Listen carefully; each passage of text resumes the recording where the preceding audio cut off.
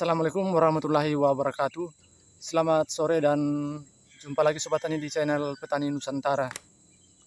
Nah, pada kesempatan sore hari ini kita kembali mereview kembali budidaya cabai rawit lokal Salok 2 yang sekarang ini sudah memasuki umur 21 hari setelah tanam, dan sekarang ini Sobat Tani sudah selesai dilakukan tahapan pengucuran pertama, pengucuran kedua, dan pengucuran ketiga. Nah, dari kegiatan yang telah dilakukan ini Sobat Tani, kita akan sama-sama membahas manfaat dari kegiatan tersebut sehingga tanaman kita ini bisa bertumbuh dan berkembang dengan baik, terutama dalam mempercepat pertunasan pada tanaman kita ini pada fase vegetatif tanaman.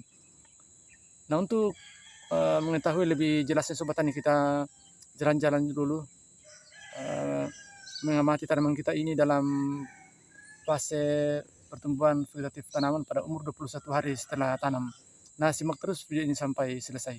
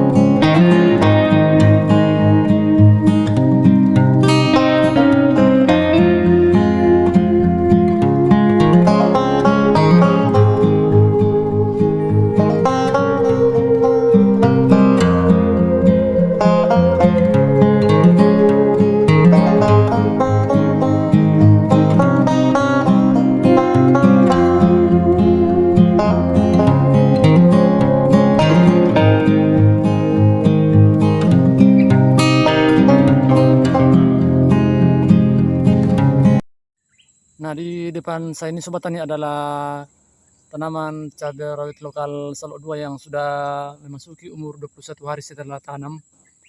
Dan ini sudah dilakukan beberapa tahapan Sobat Tani, yaitu pengucuran pertama, pengucuran kedua, pengucuran ketiga, dan ini sudah dilakukan pemupukan yang pertama dengan menggunakan pupuk berimbang, yaitu pupuk Mutiara 16-16-16. Nah, jadi dampak yang diakibatkan oleh tahapan pengucuran tersebut Sobat Tani, yaitu tanaman kita ini semakin subur dan menghasilkan percabangan yang begitu banyak, dan bahkan Sobat Tani sudah merata dalam semua bedengan ini dengan jumlah populasi 3.000 pohon. Nah, kita lihat sendiri Sobat Tani perkembangannya saat ini. Dan di dalam lahan ini Sobat Tani sudah sementara dilakukan lagi tahapan pemasangan ajir dan sekaligus penalian, karena kita lihat kondisi tanaman kita ini Sobat Tani sudah meninggi dan bahkan menghasilkan tunas-tunas yang begitu banyak dan subur. Nah, begini Sobat Tani hasilnya. Nah, itu semua Sobat Tani sampai di bagian atas. Nah, karena posisi dari bedengan ini Sobat Tani adalah tanah miring dan dibuatkan bedengan dalam bentuk teres seperti ini.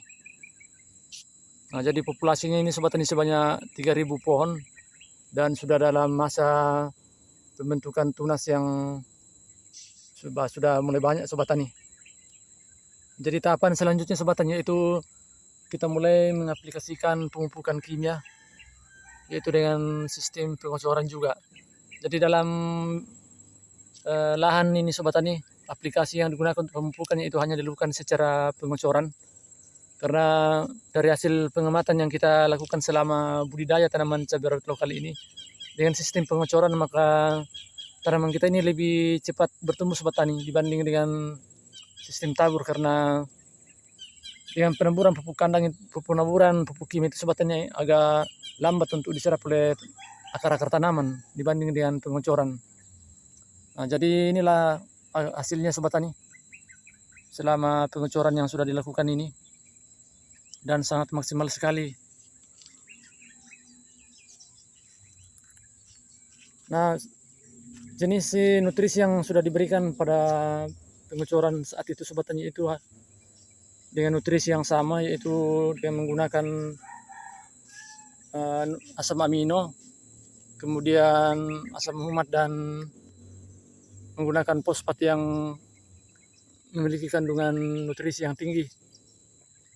Nah, jadi itu yang sudah dilakukan Sobat Tani pada pengecoran pertama, kedua, dan ketiga, sehingga kita bisa mendapatkan tanaman yang begitu ideal seperti ini.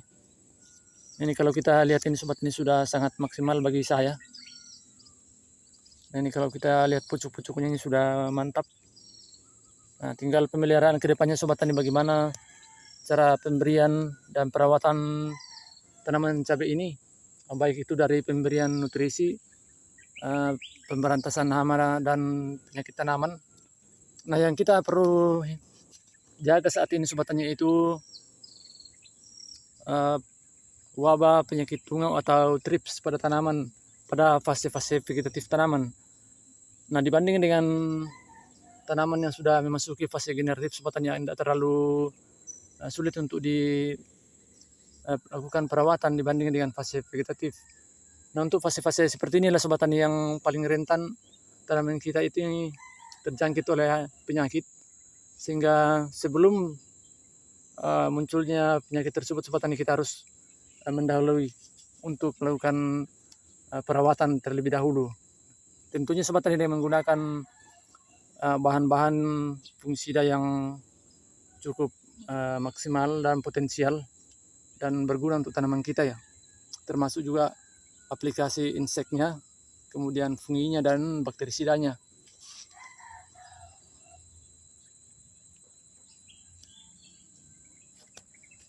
Nah, jadi untuk saat ini Sobat Tani, baru kegiatan yang dilakukannya itu sudah sampai pada tahapan pemasangan ajar seperti ini, tapi belum selesai semua Sobat Tani. Ini sudah sementara dilakukan penalian juga. Nanti kedepannya itu Sobat Tani tinggal melakukan penyemprotan sudah Sobat Tani dengan fungisida dan inseknya. Kemungkinan minggu depan itu Sobat Tani sudah dimulai penyemprotan dengan fungisida dan insektisida agar tanaman kita ini lebih sehat lagi dan nantinya bisa berproduksi dengan maksimal. Nah, pada video sebelumnya Sobat Tani saya sudah pernah memposting awal pertumbuhan dari tanaman kita ini, terutama pada umur 7 hari, umur 10 hari, dan umur 15 hari setelah tanam. Tapi yang kita lihat ini Sobat Tani sudah masuk dalam 21 HST atau 21 hari setelah tanam. Dan penampakannya sudah seperti ini. Nah, semoga kedepannya nanti bisa lebih maksimal lagi dan perawatannya lebih ekstra lagi, agar nantinya produksi yang dihasilkan akan lebih maksimal juga. Nah, jadi itulah Sobat Tani yang kita bahas kali ini mengenai manfaat dari pengecoran pertama, kedua, dan ketiga, dan sekaligus sudah dilakukan pemupukan pertama dengan pupuk berimbang. Apa manfaatnya pada tanaman kita, dan sekarang kita sudah lihat sendiri hasilnya, yaitu dengan kesimpulan bahwa dengan melakukan pengecoran pertama, kedua, ketiga, dan melakukan pemberian nutrisi berimbang, kita bisa mendapatkan tanaman yang memiliki pertumbuhan pucuk yang cepat seperti ini. Bahkan tunas-tunas yang dihasilkan Sobat Tani bisa besar-besar semua dan subur seperti ini. Nah, daunnya lebar-lebar tanpa keriting daun seperti ini. Nah, daunnya pupusnya pun bagus Sobat Tani seperti ini. Jadi itulah fungsi dari perawatan tanaman cabai pada awal-awal tanam. Jangan sampai kita melupakan pengecoran pertama, kedua, dan ketiga, karena itulah awal pertumbuhan dari tanaman cabai kita untuk kelanjutan pertumbuhannya ke depan menjelang fase generatif. Jadi pada awal itu Sobat Tani kita harus mempercepat pertumbuhan tunas dari tanaman kita ini agar bisa nanti menghasilkan tunas yang produktif seperti ini. Nah, ini nanti Sobat Tani bisa kita pelihara semua, karena kalau kita lihat ini hampir sama semua. Nah, mungkin tidak perlu lagi dilakukan pemangkasan pusuk atau pemotongan tunas air. Nah, nanti kita akan pelihara semua karena ini sudah lakukan penalian Sobat Tani untuk nanti mengikat nanti cabang-cabang yang sudah banyak seperti ini. Nah, jadi itulah Sobat Tani kesimpulan kita pada kesempatan sore hari ini. Semoga sharing kita pada kesempatan sore hari ini memberikan manfaat bagi Sobat Tani semuanya. Dan kita ini sama-sama semua belajar Sobat Tani. Dan apa kelebihan dan kekurangan dari cara perawatan kita ini kita bisa memberikan masukan pada kolom komentar di bawah ini. Nah, terima kasih, semoga sukses dan salam Tani Nusantara.